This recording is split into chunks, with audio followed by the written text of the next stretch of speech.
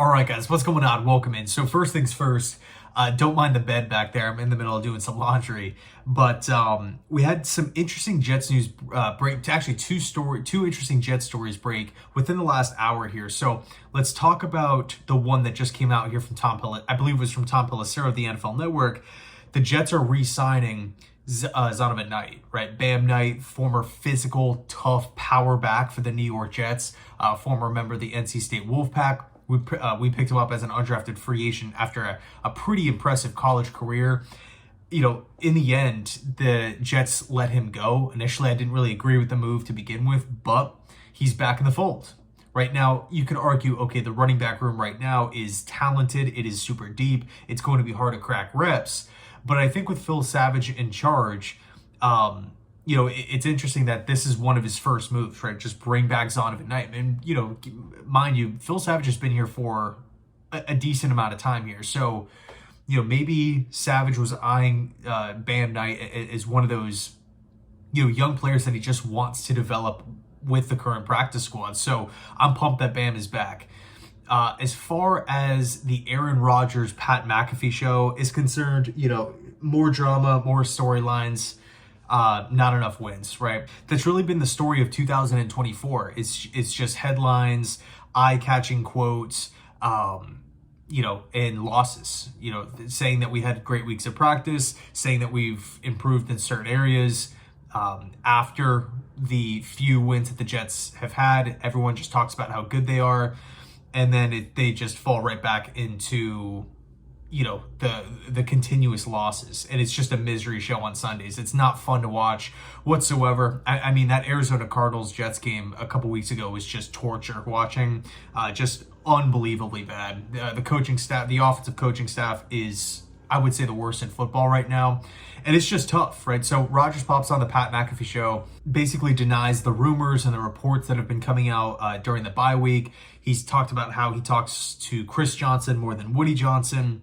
And, you know, a little bit about his future. He's still undecided on playing, but if he does want to continue playing, he wants to stick it out with the New York Jets. You know, obviously it was reported earlier on, last couple days, like a week ago, that Woody Johnson would prefer to move on. And I believe it was Connor Hughes that reported that, oh, well, since Salah's gone and Joe Douglas is gone, that, and, you know, I would assume Nathaniel Hackett's going to be gone, then Aaron Rodgers is going to want to go too, because, you know, the whole reason why he picked the Jets in the first place was because he didn't want change. He wanted something that he was familiar with, you know, offense, a team that was going to go get the former Packer players and whatnot.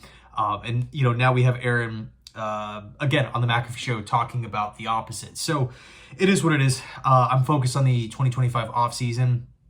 You know, the Jets would literally have to win out. They're 3-8 right now. They'd have to win out to get to just over 500 at 9-8. And even if that's the case, that's not even a guarantee that they'd be a playoff team. That's how bad it has been this season. And again, just for me right now, I'm spending a lot of time on GM targets, GM candidates, looking at, the Rick Spielmans, the Mike Tannenbaums of the world, how they've operated before in the past, you know, draft strategies, vision, outlook of the franchise. Of course, different head coaching candidates and potential staffs that these guys can build, different quarterback options for next season. And also, you know, previewing kind of the free agency class, looking at different situations, looking at guys that maybe could become available, younger players that you can maybe potentially acquire via trade, like not talking about like T. Higgins and stuff of the world, but just those bottom of the roster types of guys that you can flip a late round pick for. So again, I'm completely focused on, you know, the potential of getting better this offseason, and I'm just so beyond the drama and the pointless storylines this season for it all to, you know, come to a head on Sundays and nothing changes at all. So let me know your thoughts down below in the comment section on this. How much stock are you really putting into this whole Aaron Rodgers, McAfee show interview? Is he going to come back? Is he going to be with the Jets? Is he going to play with another team? Woody Johnson, Chris Johnson, the whole thing, new GM, all these different moving parts, all these rumors and reports.